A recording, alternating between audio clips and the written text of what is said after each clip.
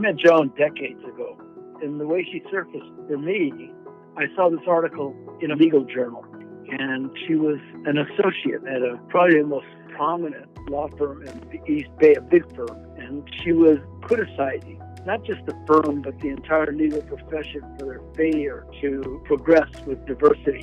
So I'm thinking, oh, well, bye-bye career. As I got to know her later, this is not anything unusual. You know, she has this enormous strength, courage, fearlessness, which is, I would say, unusual. And it's unusual in the sense that it's not just about her to promote her career, but it's to pull others up and to fight for others. I think one of Joan's enduring qualities is that she's not afraid to take chances. She risks failure. I think she does things because she thinks they're right, and the consequences be damned. Those are really admirable qualities to me.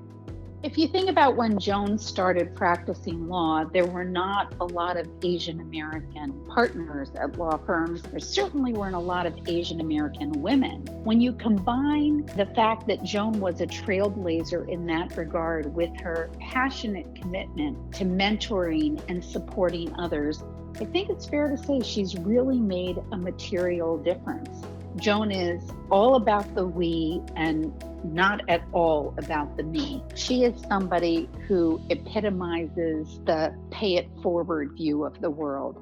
And you can't work with Joan without having that become apparent right away.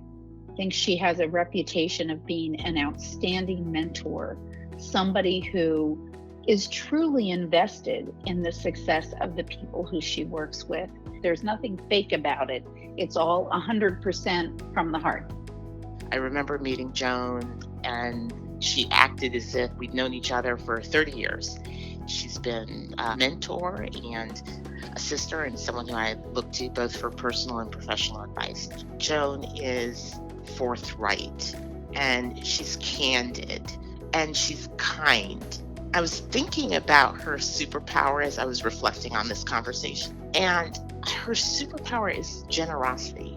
She's just so generous. Having someone who is prepared to mentor you is truly a gift. She plays that role for many, many, many people.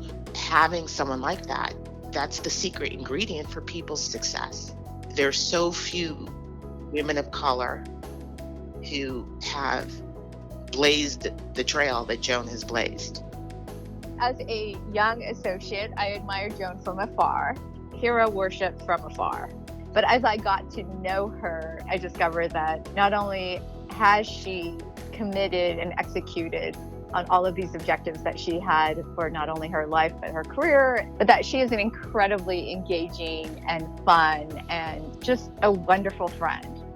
She has shaped my thinking, not only in how I approach my professional goals, but really kind of has shaped the way that I think about the Asian American community, on how you mentor others.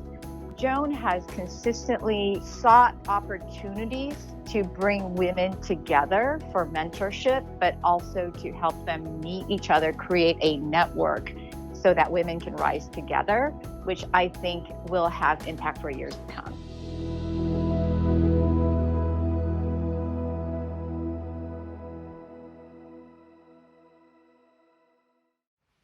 Greetings from the Bay Area. I am thrilled to receive this prestigious award and to share the virtual stage with my fellow prominent awardees.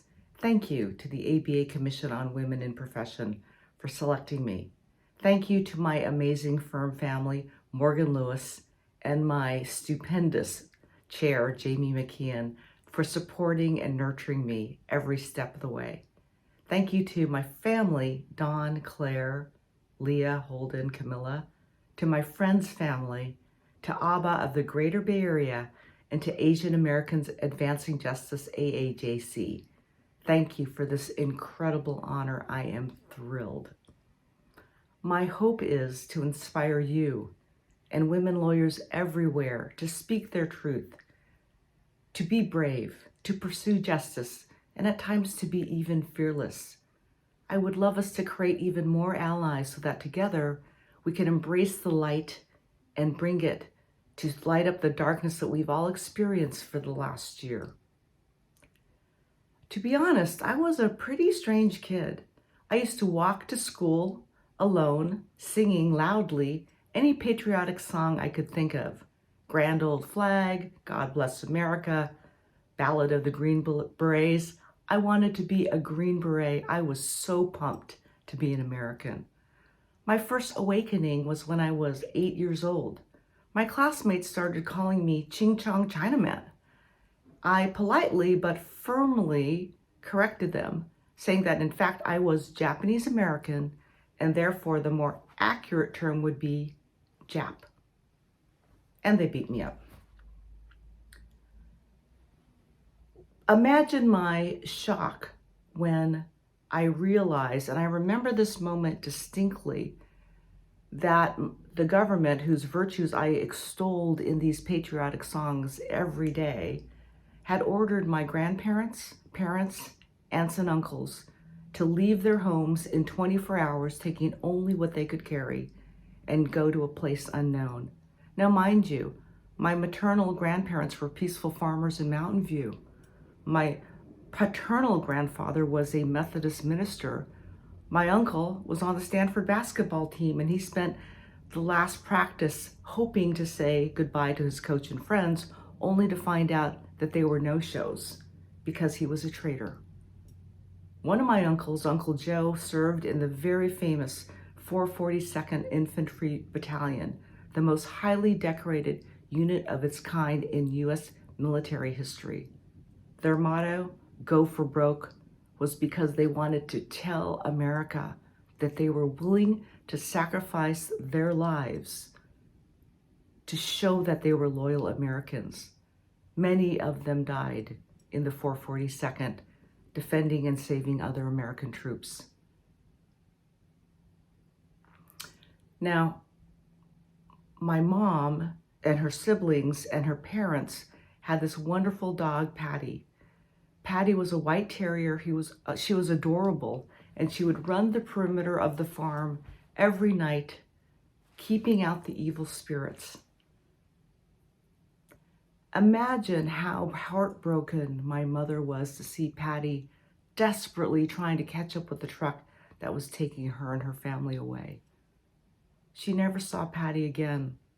What she did see at the end of that truck ride was a reeking horse stall in Santa Anita that she lived in with her parents while the desolate barracks in Heart Mountain, Wyoming were being built. Barbed wire, sentries with machine guns, a chamber pot in their barrack, no heat. That was their home. And now anti-Asian hate is on the rise. I could focus on the feelings of betrayal, depression, isolation, anger, guilt, but I'd rather just flip through to the final chapters. Those are my favorite. And the final chapters talk about how resilient we are, how strong, how we give truth to power in our words, and people listen. Together, we can be like Margaret Brent. We can wake up in the morning, do good work, bring our best selves to our jobs, our communities, our families, celebrate our differences, and appreciate our samenesses. Learn to love ourselves so that we can love others. Let's change the world, you and me together, one person at a time, in the spirit of Margaret Brent and this amazing ABA award. Thank you.